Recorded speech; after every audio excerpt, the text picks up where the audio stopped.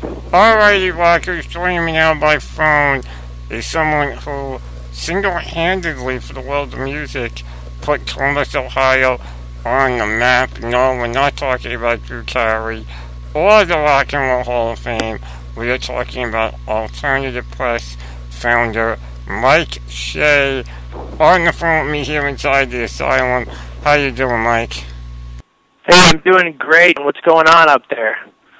I'm doing good, man. I'm doing really good here in the New York area. I gotta say, it's an honor to be speaking with you. You are someone who, for 25 years, has managed to do what so many fans have wanted to do, and that is, really make a name for themselves in the music world that are not able to do it as a musician, and you've done it with the Alternative Press.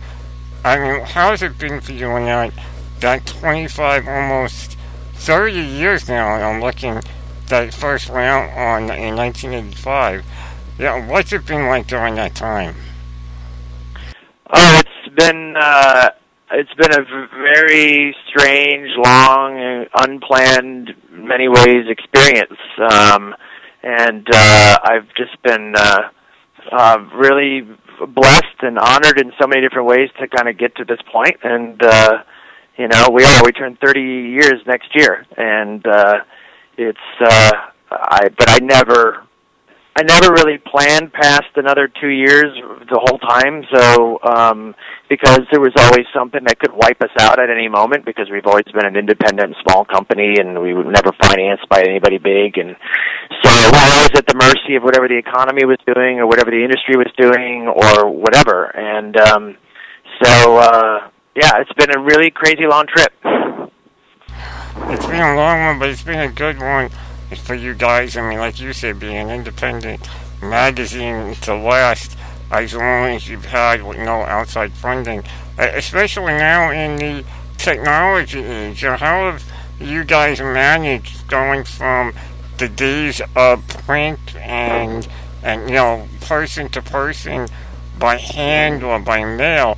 How has it changed for you going from the way it once was? It really was maybe easier or less hassle than it is now, compared to now with all the technology that you guys, we all have available to us, like Facebook and Twitter.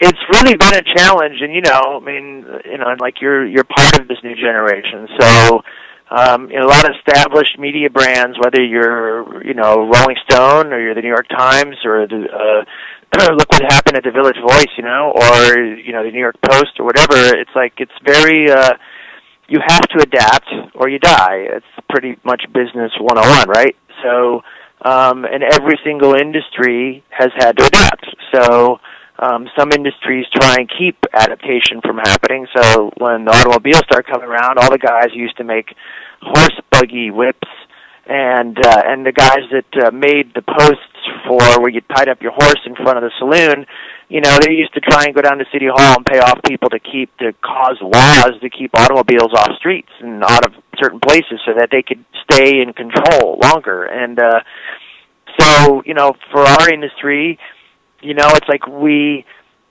have to, the consumer is now more in control.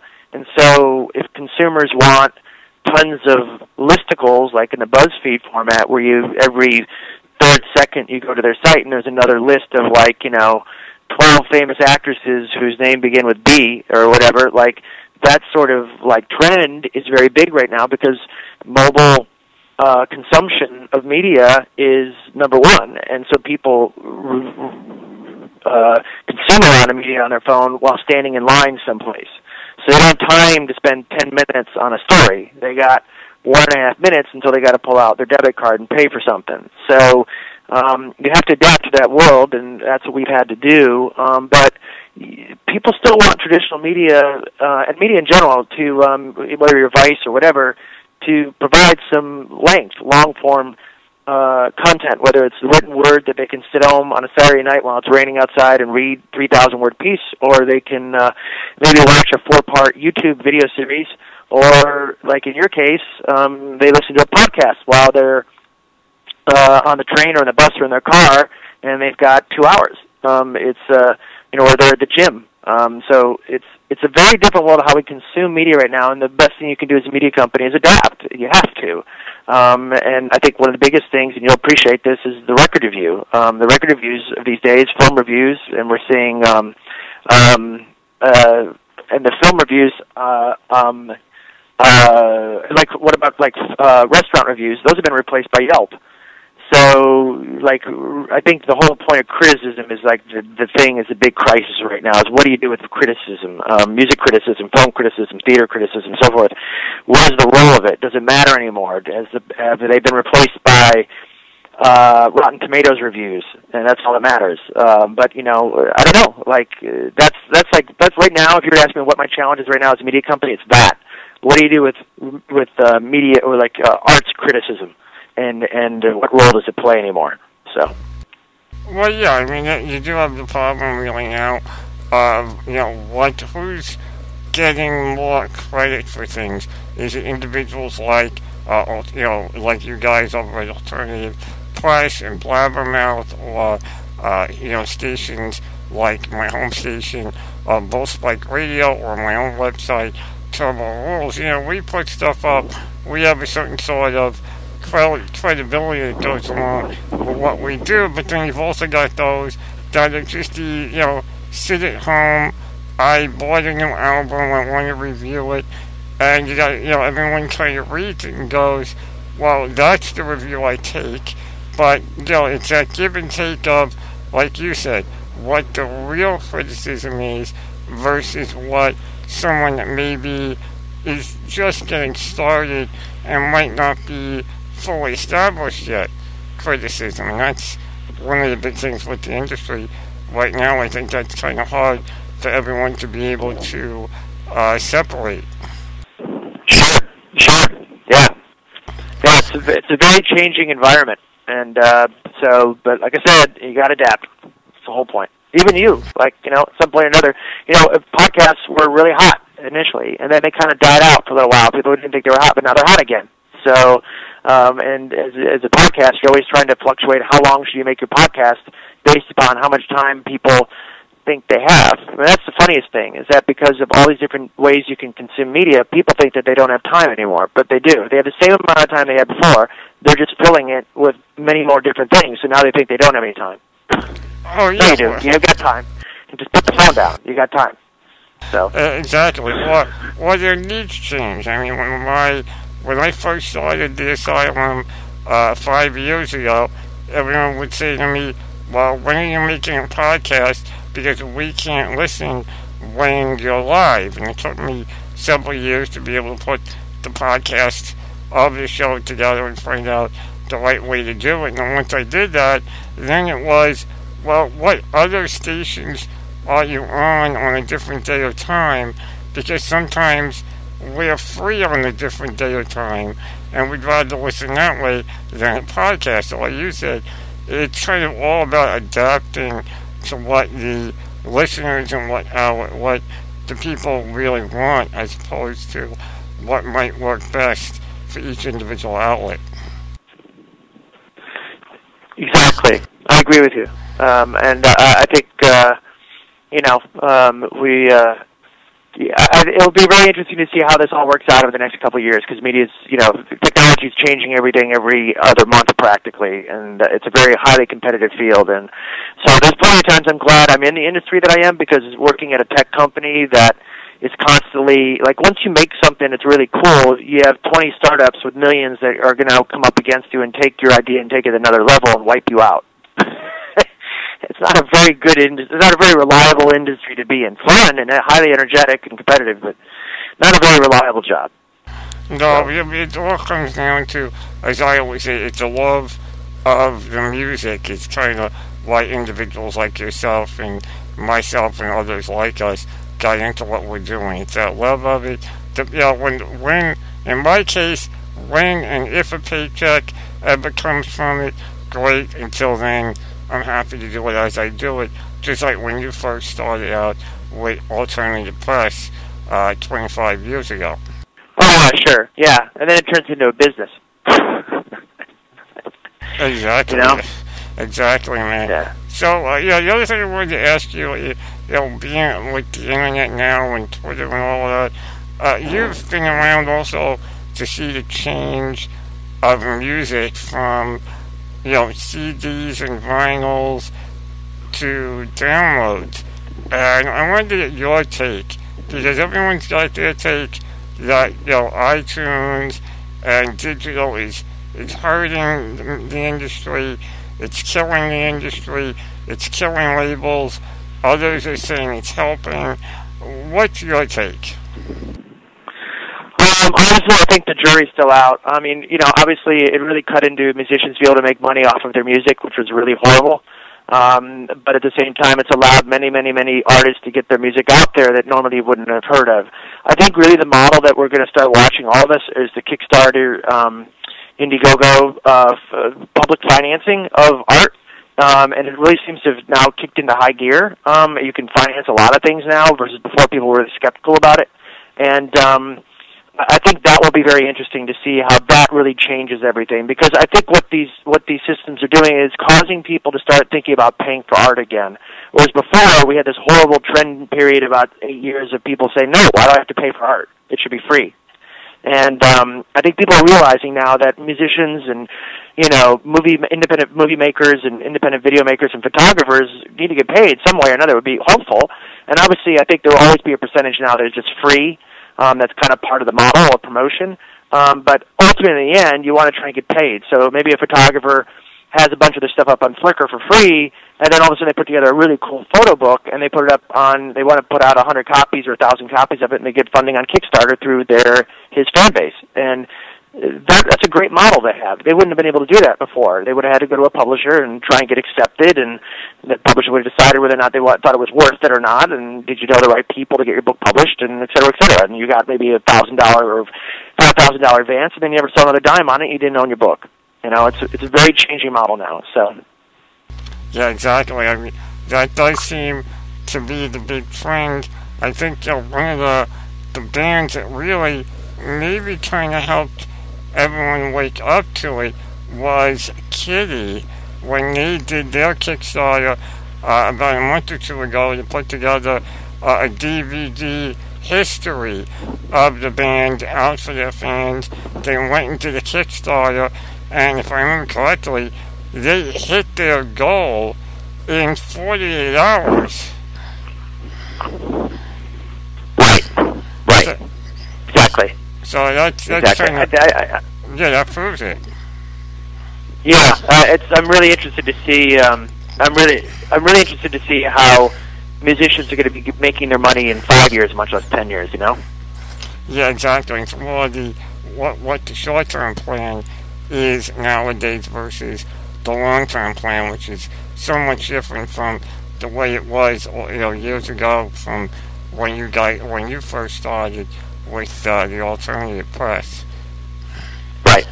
So that you guys have been part of a lot of things over the years, part of getting the Vans Warped Tour going and Lollapalooza and all of that, and now you guys are jumping in to the award scene as we are getting the very first AP Music Award, fueled by Monster Energy, Monday, July 21st, this Monday. How did you guys decide that you wanted to, get this your own music award show going? It was a couple of years ago.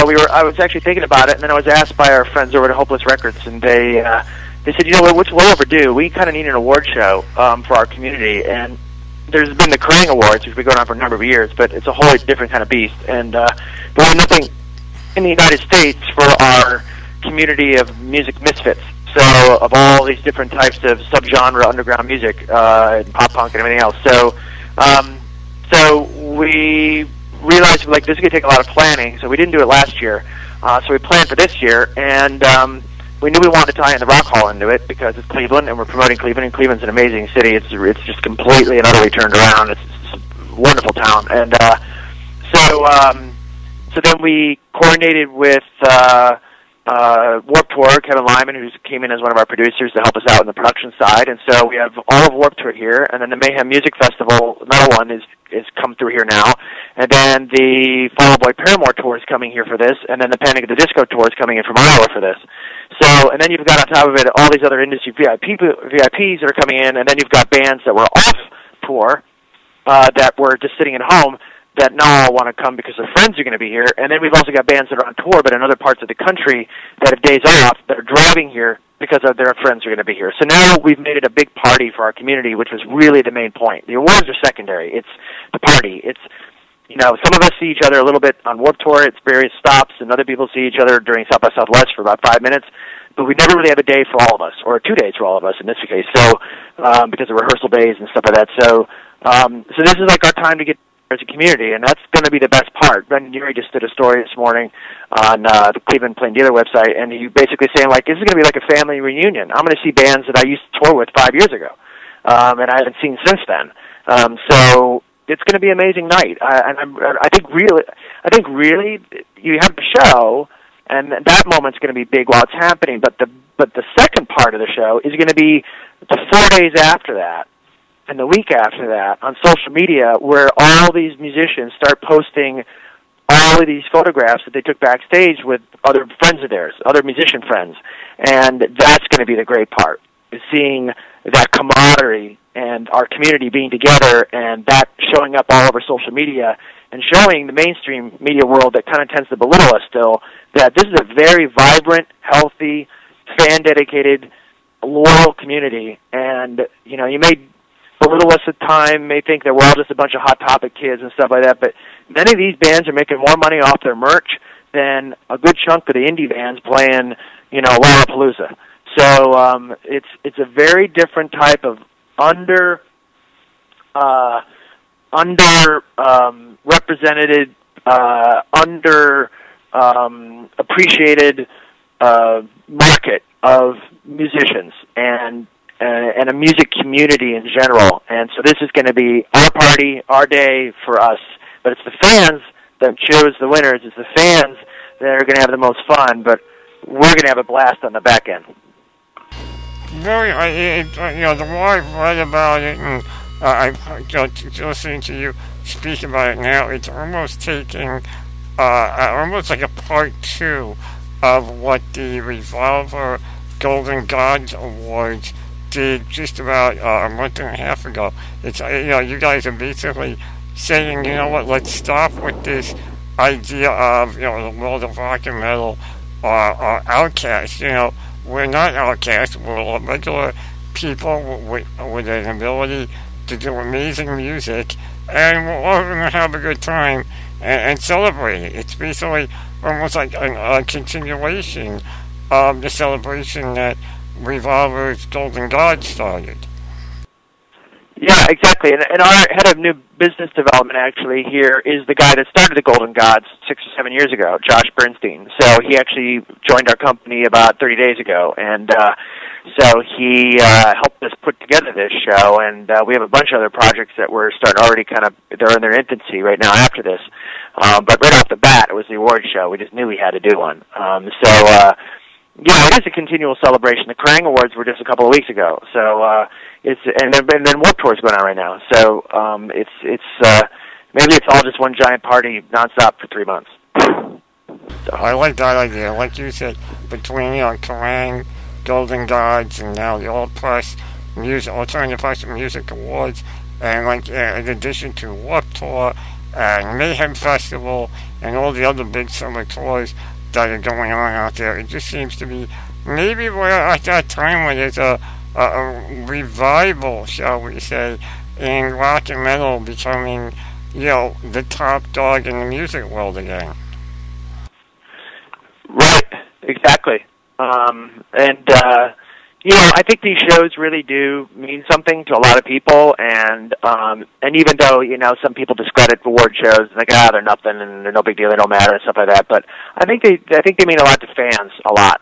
And I think fans will be really happy when they see you know, who's going to win, and also for performances. The performances are all unique. 98% of the performances, I think, right now are all unique performances that these artists have never done before.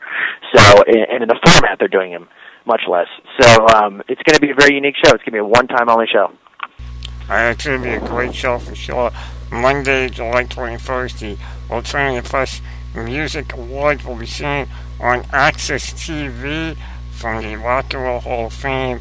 And I'm looking here at the categories that you guys put together along with the three big awards. Joan Jett getting the Icon Award, Billy Corgan getting the Vanguard Award, and of course Slash receiving the Guitar Legend Award.